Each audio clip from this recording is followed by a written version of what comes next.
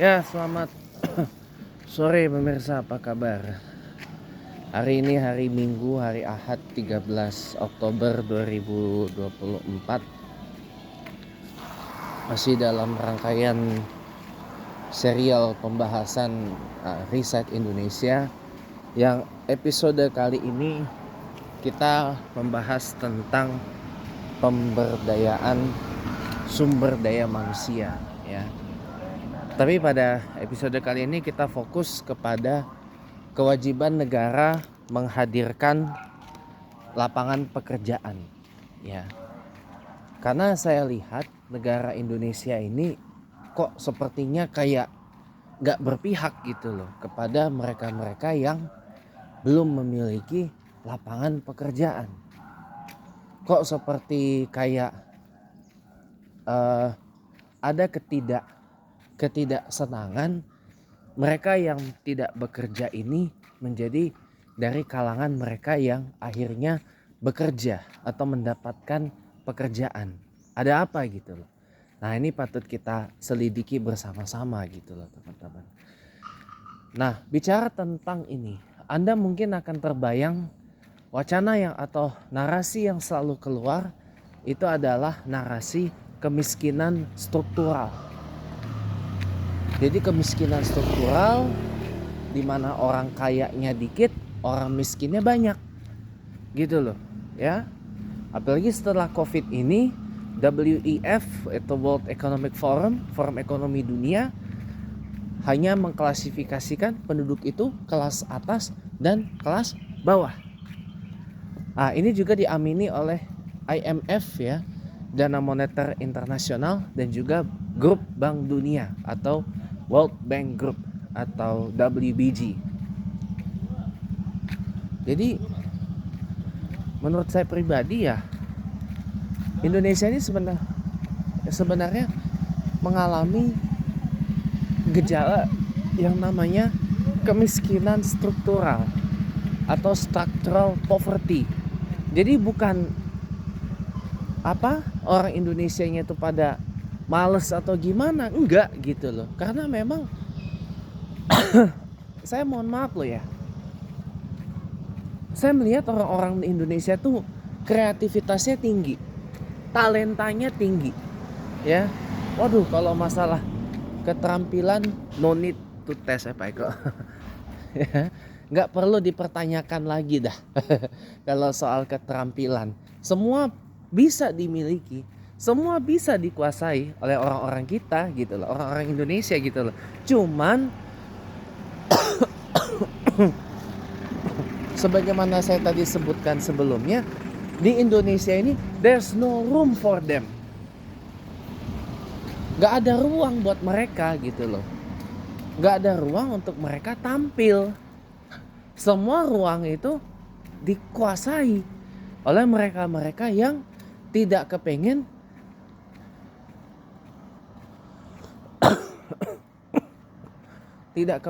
ada yang lebih bagus lagi dari mereka gitu loh. Karena takut kepentingannya terganggu lah, ini itu dan sebagainya.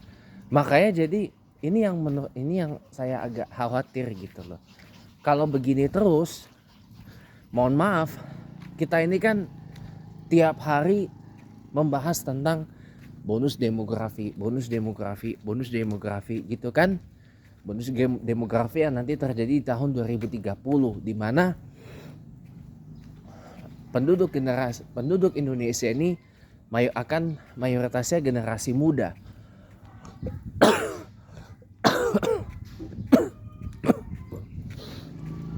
Terutama generasi milenial, Gen Z dan Gen Alpha. Ya. Itu akan menjadi penduduk mayoritas di Indonesia di beberapa tahun yang akan nanti di tahun 2030. 2030 itu 5 tahun dari sekarang. Coba itu bayangin. 2030 umur saya 36. Umur saya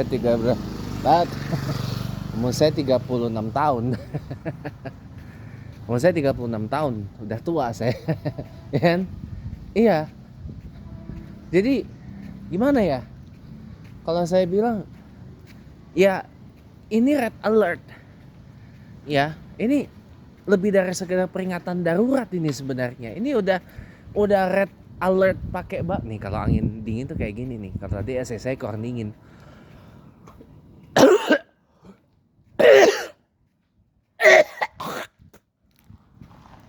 Kemarin itu AC kamar saya tuh masih dingin. Tapi kok hari ini kok jadi kayak kurang dingin gitu loh. Kan tadi kan AC satu rumah kan diservis, cuman AC kamar saya doang yang nggak diservis kan. Mungkin itu kali penyebabnya AC kamar saya kayak nggak dingin gitu. Oh, kesannya panas gitu. Padahal udah di suhu 16 ya. Suhunya suhu 16 derajat, fan-nya udah tinggi. AC kamar saya tuh pakai Samsung dari 2015, dari sejak kamar saya tuh dirombak gitu. Sebelumnya pakai Changhong ya.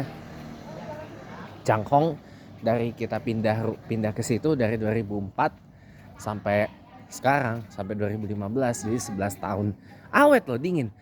Yang lain-lainnya pakai AC udah ganti, AC kamar saya masih pakai Changhong waktu. AC Changhong ini dingin banget. Iya. Nah, ya ini curhat aja sih. Soalnya dari tadi saya di rumah nggak berasa dingin. Ini baru berasa dingin nih kalau udah keluar. Iya. Ya, mari kita sambung. Jadi teman-teman semua ya, hal yang begini ini harus diakhiri teman-teman.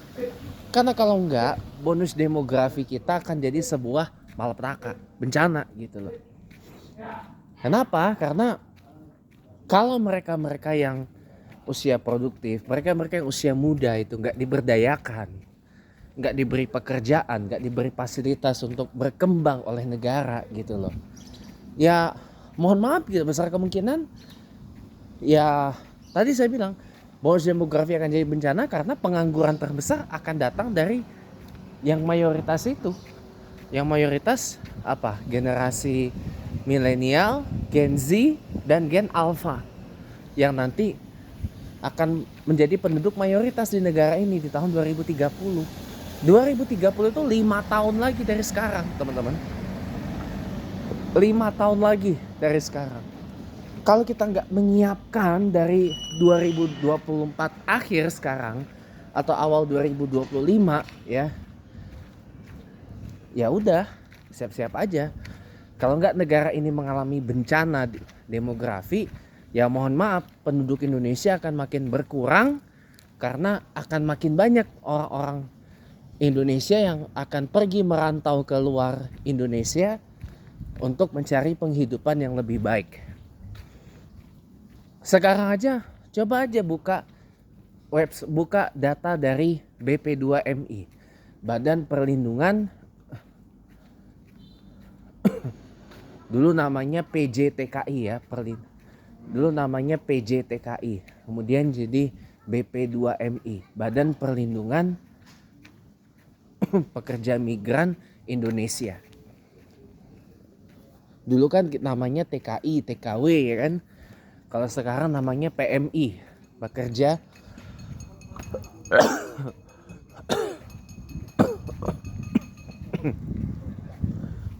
Migran Indonesia. Kalau kita pinjam bahasa OFW Filipina, Overseas Filipino Workers. Nah ini OIW, Overseas Indonesian Worker. Ya, pekerja Indonesia di luar negeri. Jumlahnya ada berapa tuh? Pekerja Migran Indonesia, PMI. Paling banyak itu ada di Hong Kong, ada di Taiwan, dan di Malaysia paling banyak. Di satu sisi juga di Timur Tengah, tepatnya di Saudi, di Qatar, di Emirat Arab. Banyak. Disusul kemudian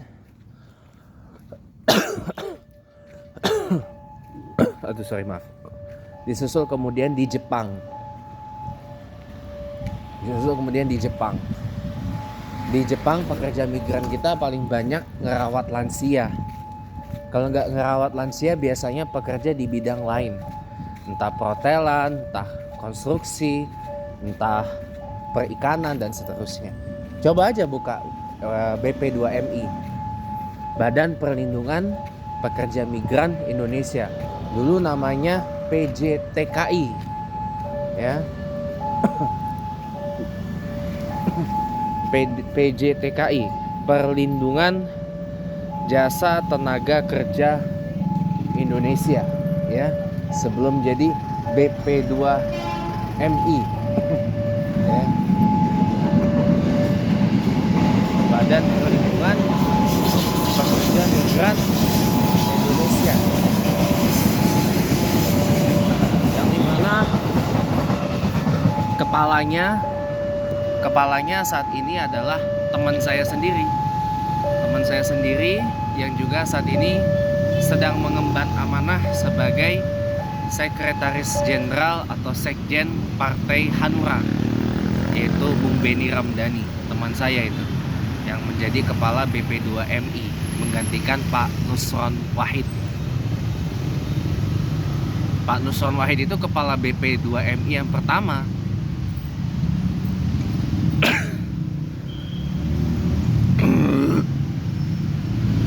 Ketika badan itu dinamai ulang atau di-rename dari PJTKI tadi, yang ketua terakhirnya juga adalah teman saya, Pak Jumhur Hidayat.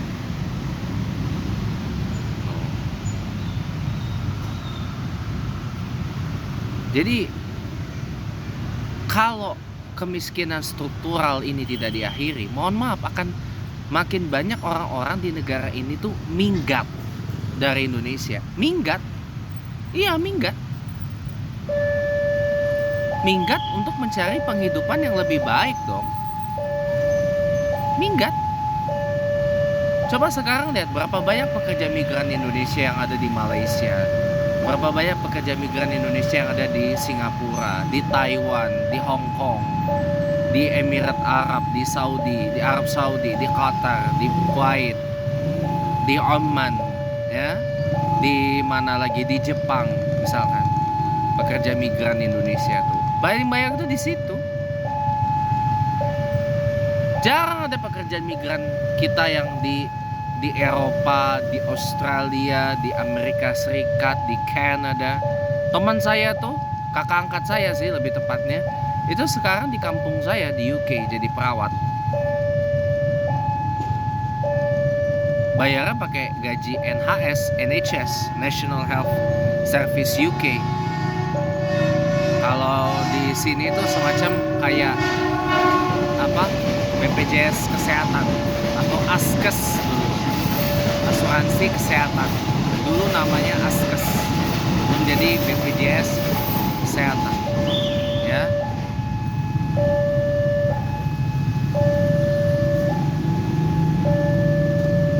Bukan apa, makin banyak yang minggat.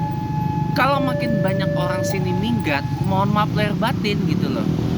Saya wanti-wanti akan ada dari mereka yang akan pindah ke warganegaraan, jadi warga negara lain. Ada banyak cerita yang masuk ke saya.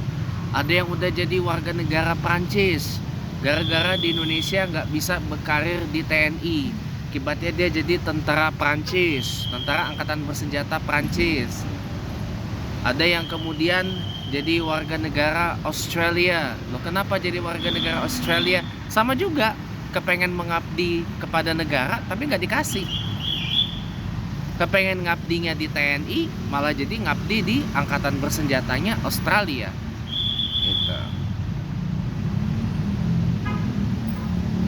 Ada juga yang sudah ganti keluarga negara, banyak banget.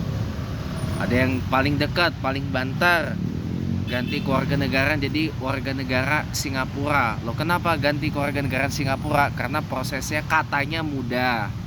Kita cuma butuh ya izin tinggal tetap selama 2 tahun di Singapura, tambah lagi 6 bulan.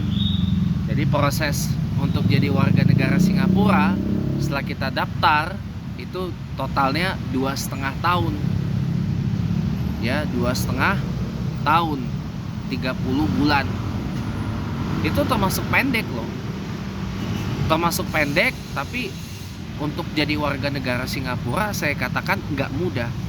Kenapa? Karena wajib ikut yang namanya wamil. wajib militer sebelum nanti ada citizenship ceremony. Harus ikut wajib militer gitu. Bahkan PR, warga negara asing yang tinggal di sana permanen netap gitu ya, itu juga mereka akan wajib ikut yang namanya PR lagi, wamil, wajib militer. Jadi nggak ada alasan untuk tidak ikut.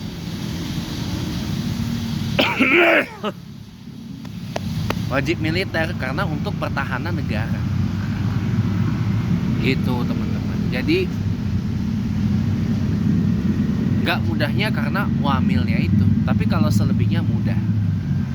Makanya ketika ada berita ada ribuan warga negara Indonesia yang berpindah jadi warga negara Singapura, ya menurut saya itu udah kiamat buat negara ini. Kenapa? Karena Indonesia tidak memanfaatkan momentum bonus demografinya ini. Tidak mempersiapkan momen untuk menjemput bonus demografinya ini. Akibatnya orang tuh pada minggat. Di antara ribuan warga negara Indonesia yang udah jadi warga negara Singapura itu, saya yakin sebagian besar itu adalah orang-orang yang masih usia produktif. Gen Y, Gen Z, Gen milenial, Gen Alpha. Yang mereka sudah banyak jadi warga negara Singapura. Nah coba itu bayangin ya, coba itu bayangin, coba pikirkan baik-baik lah. Kalau begitu makin lama makin kita kehilangan talenta untuk perbaikan negara ini gitu loh. Gak bisa kita hanya mengandalkan naturalisasi untuk pemain bola. Nanti lama-lama kita punya presiden hasil naturalisasi lagi. Sementara undang-undang pencalonan presiden dan wakil presiden itu belum dirubah. Harus orang yang warga negara Indonesia, lahir di Indonesia, harus orang Indonesia asli. Gak boleh keturunan. Nah bisa saja mungkin nanti dirubah kalau seandainya apa yang saya sampaikan ini jadi kenyataan. Semoga nggak jadi. Kalau negara Indonesia tidak memanfaatkan bonus demografi dengan baik, mohon maaf, bukan nggak mungkin orang seperti saya dan banyak generasi-generasi muda Indonesia lain akan memilih minggat, keluar dari Indonesia, cabut gitu loh. Dan akibatnya apa? Mereka yang tadi ya ingin mengabdi untuk Indonesia, seperti contoh yang tadi, mereka akan mengabdi untuk negara lain. Kan rugi. Mereka pengen jadi polisi di Indonesia, nggak kesampaian. Akhirnya ada yang jadi polisi di negara lain. Ada yang pengen jadi tentara di Indonesia, tapi nggak kesampaian. Akhirnya jadi tentara di negara lain. Mereka pengen jadi tenaga medis, tenaga kesehatan di Indonesia, nggak kesampaian. Akhirnya jadi tenaga kesehatan di negara lain. Kan rugi. Bahkan mohon maaf, ada orang, bahkan mohon maaf gitu ya, ada akademisi, dia profesor, doktor ya, kepengen gitu loh berkontribusi untuk dunia akademik, ilmiah, ilmu pengetahuan di Indonesia, tapi nggak dikasih. Akibatnya apa? Minggat. Akhirnya apa? Dia jadi mengabdi di dunia akademik untuk negara lain. Contoh Nelson Tansu, Ken Sutanto, dan masih banyak lagi yang lain. Kan mereka sudah pindah ke warga negaraan. Nelson Tansu jadi warga negara Amerika, Ken Sutanto udah jadi warga negara Jepang. Batara Kusuma yang punya pendiri medsos Jepang, Mixi, yang sekarang jadi venture kapitalis, jadi warga negara Jepang. Tadi namanya Batara Kusuma, ya.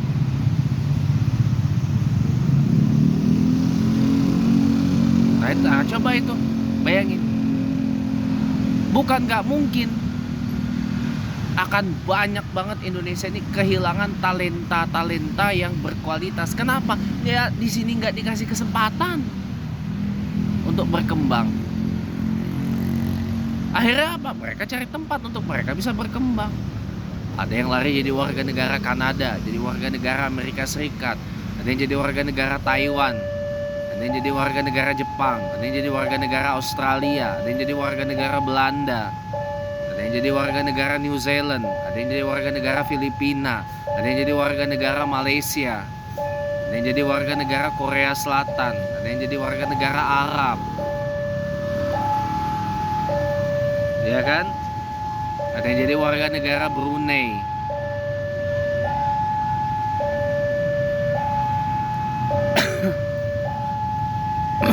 Ada yang jadi warga negara Inggris dan sebagainya. Ya sudah, kalau kayak gitu gimana nggak minggat orang?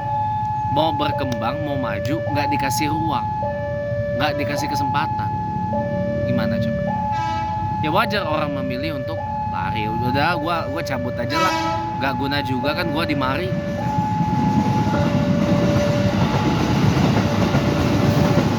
Ya mohon maaf teman-teman ya, kalau mereka yang seperti itu dianggap gak nasionalis dan sebagainya, pemikirannya terlalu sempit gitu loh. Mereka sebenarnya tuh dalam lubuk hati kecil mereka tuh mencintai Indonesia. Saya aja deh, saya mencintai Indonesia, harga mati loh kecintaan saya kepada Indonesia ini. Tapi saya nggak dikasih kesempatan untuk berkembang, gimana? Contoh aja saya pribadi lah, saya sudah banyak lamar pekerjaan kemana-mana, tapi nggak ada satupun yang sampai ke saya.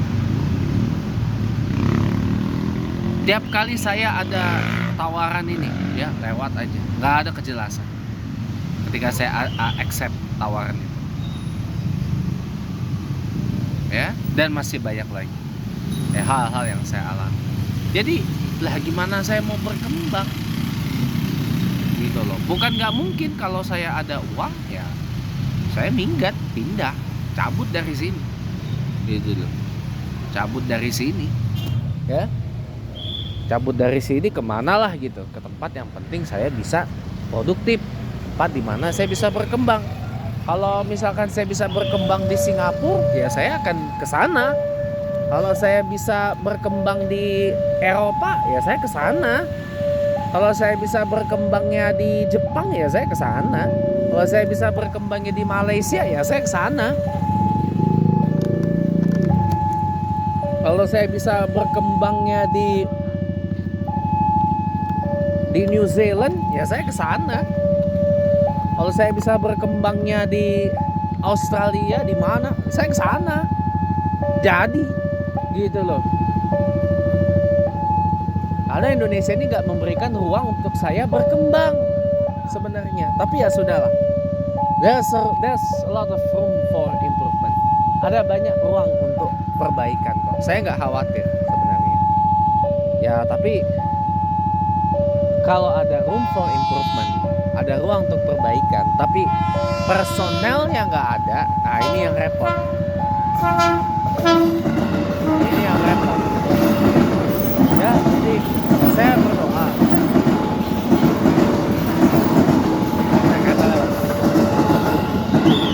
Ya, intinya saya berdoa, mudah-mudahan bonus demografi yang ada di Indonesia ini gak jadi bencana.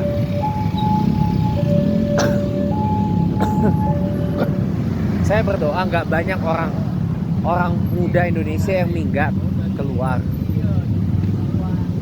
Saya berdoa, ya.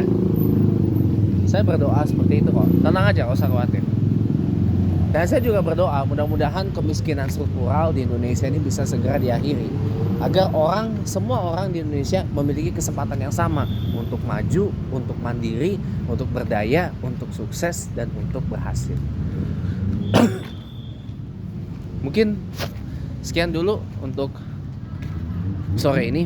Terima kasih banyak dan sampai jumpa lagi.